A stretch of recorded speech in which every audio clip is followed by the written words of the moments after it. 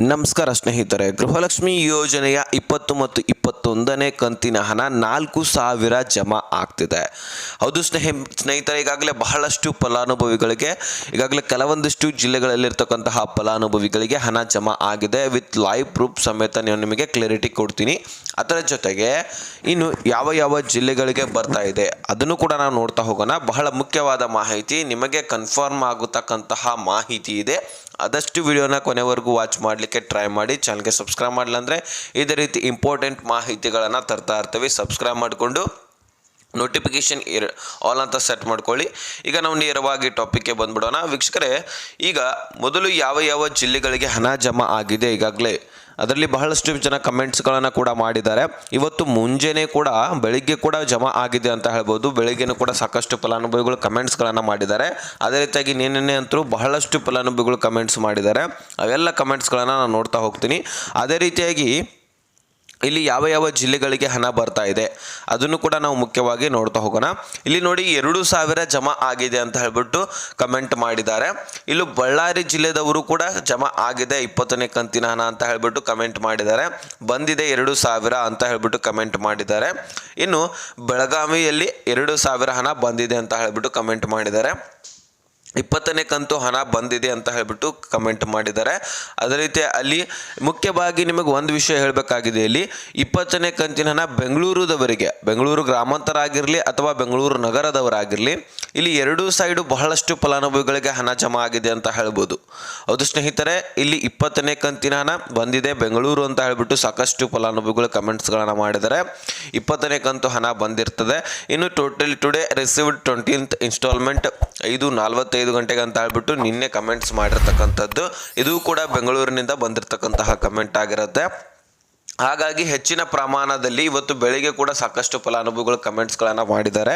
ಇಲ್ಲಿ ಹೆಚ್ಚಿನ ಪ್ರಮಾಣದಲ್ಲಿ 20ನೇ ಕಂತಿನ ಹಣ ಎಲ್ಲ ಒಂದು ಜಿಲ್ಲೆಗಳಲ್ಲಿ ಇರತಕ್ಕಂತಹ, ಅದರಲ್ಲಿ ಮುಖ್ಯವಾಗಿ ಬೆಂಗಳೂರು ನಗರ, ಬೆಂಗಳೂರು ಗ್ರಾಮಾಂತರ, ಬಳ್ಳಾರಿ, ಅದೇ ರೀತಿಯಾಗಿ ಕೊಡಗು, ಅದೇ ರೀತಿಯಾಗಿ ಈ ಒಂದು ವಿಜಯಪುರ ಜಿಲ್ಲೆಗಳಿಗೆ ಹೆಚ್ಚಿನ ಪ್ರಮಾಣದಲ್ಲಿ ಹಣ ಜಮಾ ಆಗಿದೆ ಅಂತ ಹೇಳ್ಬೋದು.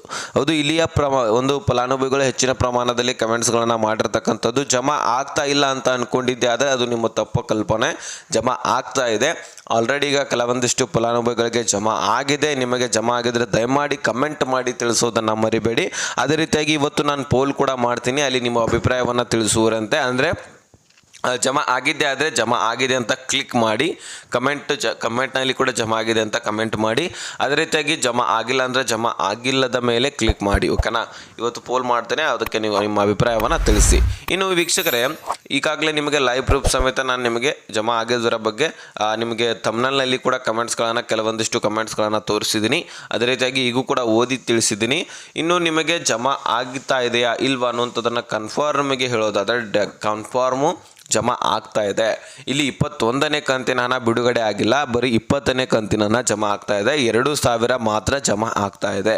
ನೀವು 4,000 ಅಥವಾ 6,000 ಬರೋದಿದೆ. ಯಾಕಂದರೆ 20, 21, 22ನೇ ಕಂತಿನ ಹಣ ಟೋಟಲ್ 6,000 ಹಣ ಬರಬೇಕಾಗಿದೆ. ಇದರ ಪೈಕಿ ನಮಗೆ ಈಗ ಸದ್ಯಕ್ಕೆ 2,000 ಮಾತ್ರ ಬರ್ತಾ ಇದೆ. ತದನಂತರ 21, 22ನೇ ಕಂತಿನ ಹಣ ಬಿಡುಗಡೆ, ಇದರ ಬಗ್ಗೆ ಮಾಹಿತಿ ತಿಳಿಸ್ತೇನೆ ಅಂತ ಹೇಳಿದ್ದಾರೆ. ಇದರಲ್ಲಿ ಮುಖ್ಯವಾಗಿ 5,000 ಕೋಟಿ ಹಣ ರಿಲೀಸ್ ಆಗಿದೆ. 21ನೇ ಕಂತಿನ ಹಣನೂ ಕೂಡ ಬರುತ್ತೆ. ಆದರೆ ಈಗ ಸದ್ಯಕ್ಕೆ 20ನೇ ಕಂತಿನ ಹಣ ಕ್ಲಿಯರ್ ಆಗಬೇಕು. ಏನಾದರೂ ತಾಂತ್ರಿಕ ದೋಷ ಆಗ್ತದೆ, ಅದನ್ನು ನೋಡಿಕೊಂಡು ಸರಿಯಾಗಿ ನಿಮಗೆ ಹಣ ಜಮಾ ಮಾಡ್ತಕ್ಕಂತಹ ಕರ್ತವ್ಯವನ್ನು ಮಾಡ್ತಾ ಇದೆ ಲಕ್ಷ್ಮೀ ಒಂದು ಮಹಿಳಾ ಮತ್ತು ಮಕ್ಕಳ ಕಲ್ಯಾಣ ಇಲಾಖೆ.